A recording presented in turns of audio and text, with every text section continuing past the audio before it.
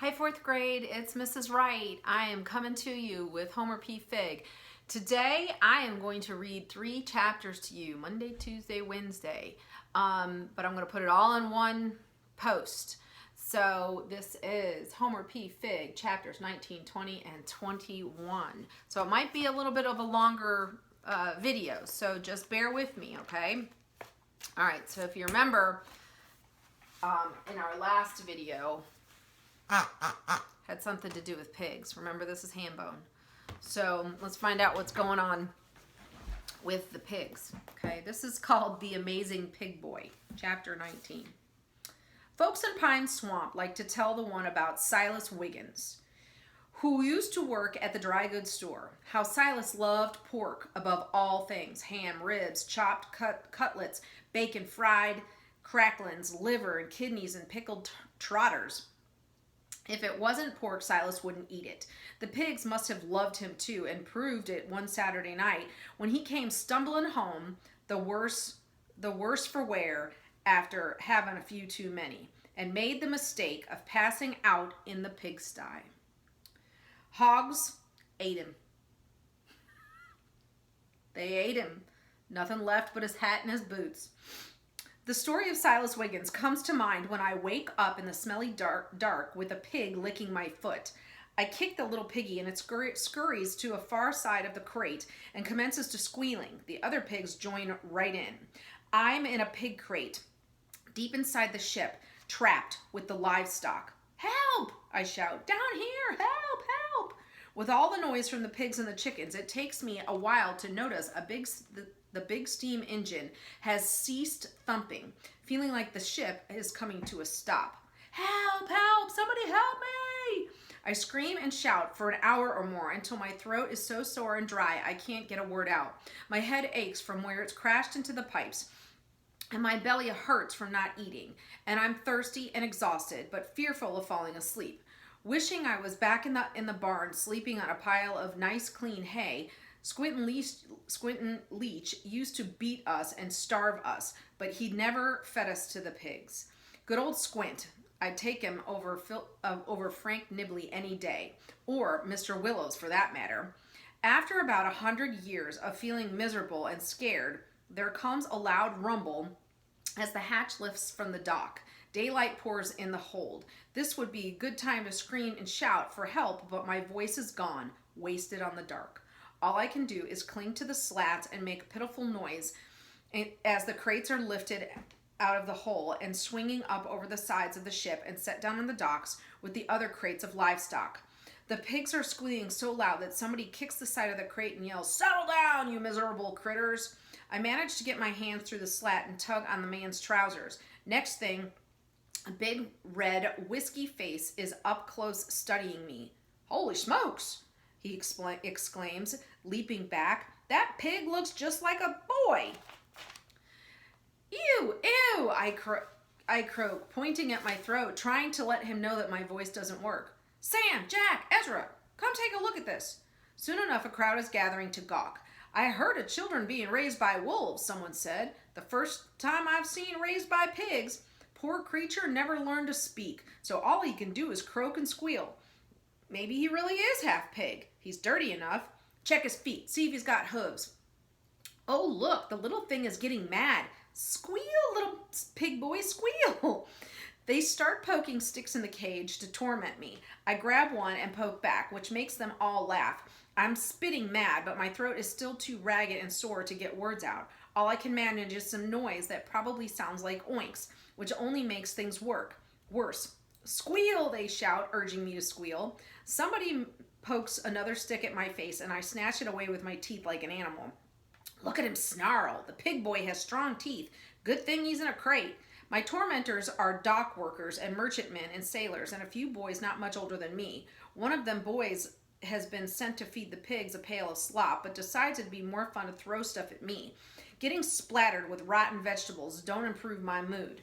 I shriek and spit and bare my teeth. Before long, they're backing away, fear in their eyes, half convinced that I've got rabies like a mad dog. Can't talk, but I can snarl, and when a hand comes near the crate, I snap at it and grrr, like an animal they think I am. Now, the crowd of onlookers is laughing themselves silly. They've never seen anything as funny as an amazing pig boy. The kid who threw the garbage gets inspired enough to go fetch another pail of slop. When he slings the bucket at me, everybody applauds and cheers. "Eat, pig boy, eat," they all chant. I'm wiping garbage off my face when a pair of high-heeled, polished boots strides up to the side of the crate. Can't quite see the owner of this fine pair of boots, but he makes himself heard soon enough. "Who's in charge here?" the boot man demands. "Who does this boy belong to? Speak up. You're mighty free with your taunts, but you can't answer a simple question? Is that it? I ask again, who is in charge of this boy?" The big man with the whiskery red face, scowls and folds his arm. "Who wants to know?" "Felton J. Flea Bottom, Professor," he announces, and as he scrapes and bows, sweeping away a stovepipe top hat, I catch a glimpse of a long, narrow face, curly blonde mustache, and lively gray eyes that sparkle with mischief. "And who are you, good sir? Is this your crate? Are those your pigs?" My man won't give his name. The pigs are mine, right enough. And the boy? Never seen him before." "Never seen him? Remarkable. Raised him with your pigs, but never noticed he was a boy." "You're twisting my words." Professor Flea Bottom squares up his hands on his hips. "Consider yourself fortunate that I don't twist your pimpled nose," he says in a voice so powerful and commanding that the crowd of tormentors starts to melt away, as if shameful of what they've done. "If I hadn't just had these boots polished, I would kick your pig-smelly backside from here to New Jersey. Now unlock this crate before I whistle for the coppers and have you arrested." The man hurries over, and a moment later the side of the crate falls away. The little pigs have stayed huddled in the corner, but I scoot out and crawl to my feet, stinking of garbage and manure. I never felt so miserable and empty and mad all at once, and when the red-faced man sees the anger in my eyes, he backs slowly away. Bringing a bucket of clean water, Professor Flea Bottom demands. "Bring him a bucket of clean water," Professor Flea Bottom demands. "It takes more than one bucket to rinse off the smell of pigs. They soak me down until I'm drenched." Professor Flea Bottom hands me a ladle of cool, clean water, and that soothing drink eases my throat and brings back my voice. I'm able to look up at Professor Flea Bottom and say thank you like a real human being. Fenton J. Flea Bottom doffs his tall stovepipe hat and makes a short bow from the waist. I'm yours to command, young man," he says. "Remarkable act you've got. You play an outraged swine like you were born for the part. A rare talent indeed. Tell me, young man, are you otherwise engaged?" Turns out Professor Flea Bottom owns a traveling medicine show and he wants to hire me. "Our geek just died, poor fellow. Choked on a chicken head," he said. Seeing the look on my face, he adds, "Don't worry, my boy. You needn't bite the head off of a live chicken. Any small bird will do." If you want to stop here, you can, and you can come back. 8:37 is the time on the clock. Chapter 20. The Caravan of Miracles. Professor Flea Bottom has a way of listening that makes you think he really and truly wants to hear what you have to say. It's something about the way his kindly, humorous eyes seems to soak up every word, eager for more. Even his waxed yellow mustache looks interested the way it quivers when he listens. Before I know it, I've told him all about Uncle Squint and how he made me and Harold live in the barn and work ourselves to the bone and never fed us proper, and how Squint has sold Harold to the army, and how I am to save him from dying in the war because Harold is so true and brave he is bound to be killed. I tell him about the clergymen, Webster B. Willow, and the horrible Nibleys, and how they stole a sum of money intended for me to buy my brother out of the army, and had put me in with the pigs.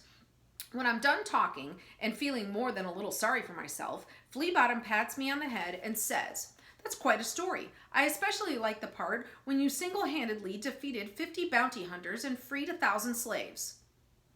There were others that helped, I grudgingly admit. Jebediah Brewster and Samuel Reed pitched in. Sometimes the truth works best when simplified, Professor Flea Bottom allows. with a twinkle in his eye. Now then, having heard your amazing tale, I wish to make 3 observations. First, if you are still determined to find your brother, then we may be of use for each other, for I go where the army goes. To fight in the war? I ask, staring at his curled up mustache. He chuckles and shakes his head. We go to turn $1, he says. The money is where the army is. I've got money if only we can find Mr. Willow. Flea Bottom shakes his head and looks very serious. Listen to one who knows, Homer, he says. That money is long gone. The pair you described are professional thieves. There are many like them working the ferry terminals and train stations, preying upon innocent men like your Mr. Willow. It is an old ruse. The marriage was undoubtedly phony, an excuse to pick his pocket. By now they will have taken the money and dispensed with him. Truly, I'm surprised he didn't end up in the same crate as you. Can you really help me find my brother?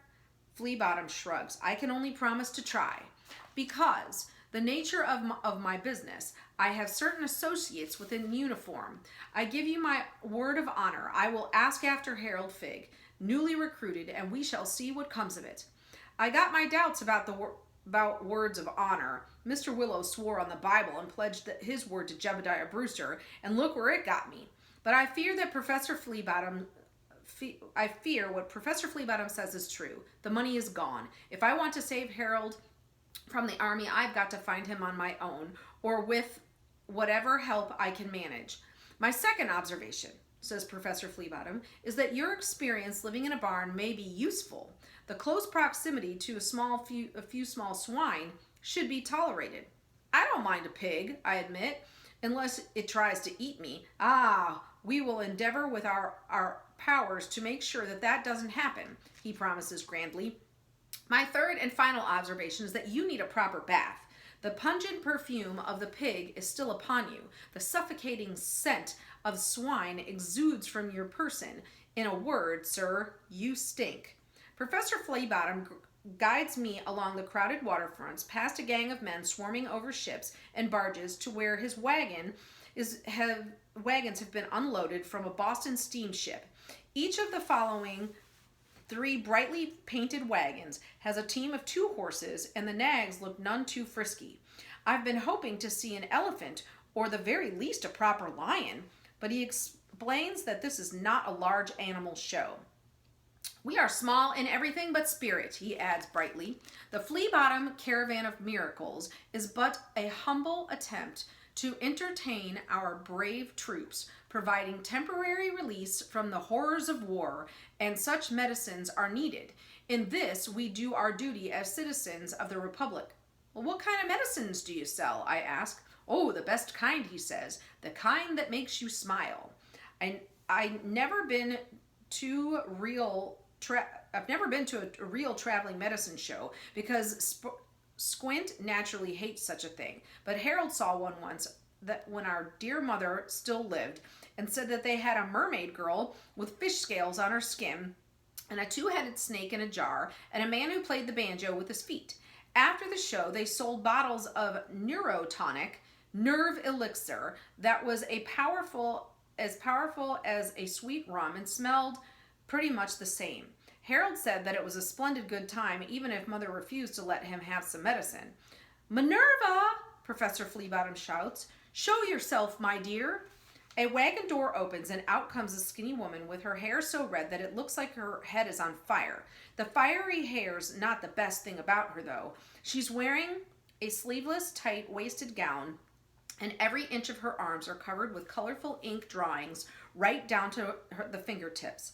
I've never seen a genuine tattooed lady before, and it is truly an impressive sight. The drawings move up her arms like pictures in a book and make me want to know the story they tell. As a child of 12, shipwrecked upon a cannibal island, Minnie was taken a captive to the South Seas. Flea Bottom explains, the savages marked her as one of their own. The red-haired lady rolls her eyes and says, "Save it for the pitch, Fenton." Then she wrinkles her skinny nose, and makes a face. "Whew, what'd you step in? Best check your boots." Pigs, my dear, he says cheerfully. Would you be so good as to see this young man gets a hot bath and fresh clothing? She gives me a cautious look. Does he bite? Only when provoked. Avoid poking a stick with him and you'll be safe. Hot water is 10 cents a tub, she says, sounding outraged about the price, and 5 cents for soap. Professor Flea Bottom reaches into his waistcoat and hands her some coins. Well worth the investment, as you can see. The boy has talent, Minerva, real talent. His lies are as sweet as honey and twice as smooth. Clean him up and let's get this show on the road. So that's 15:32 on the clock. If you need to stop, I'm going to start chapter 21. Boiled by Indians. Far as I'm concerned, taking a bath is sort of like drowning with soap. Never could abide by it, not since I was a little baby. Harold says our dear mother used to rinse me in a big tin pot under the water pump, like I was a potato, and it always made me holler. So naturally, I tried to persuade Minerva, the tattooed lady, to save her 10 cents and buy us some taffy and licorice twists instead, and maybe a peppermint to improve her breath. The bath is a waste of time, money, and effort, I am saying, as she drags me into an alley not far from the steamship terminal. The alley is dim and narrow place of falling down sacks and skinny buildings that lean towards the harbor. A little dirt makes a person healthy, I insist. Look, all I got to do is spit in one hand and rub it on my trousers. See? Clean and good as new. She gives me a look that would make a weasel die of shame. 1. It's Professor Flea Bottom's money, and we shan't be spending it on candy. 2. Hold your tongue, or you will get a taste of soap, too. Understood? What about 3? 3. When a person says 1 something, 2 something, there usually is a 3 something. Everybody knows that red-haired folks tend to excite easily, and that's certainly the case with the tattooed lady. Without another word, sputtering don't count. She slings me over her hip like a sack of laundry, and before I can count to 4, we're inside a hot, steamy shack, and she's handed me over to some Indians for boiling.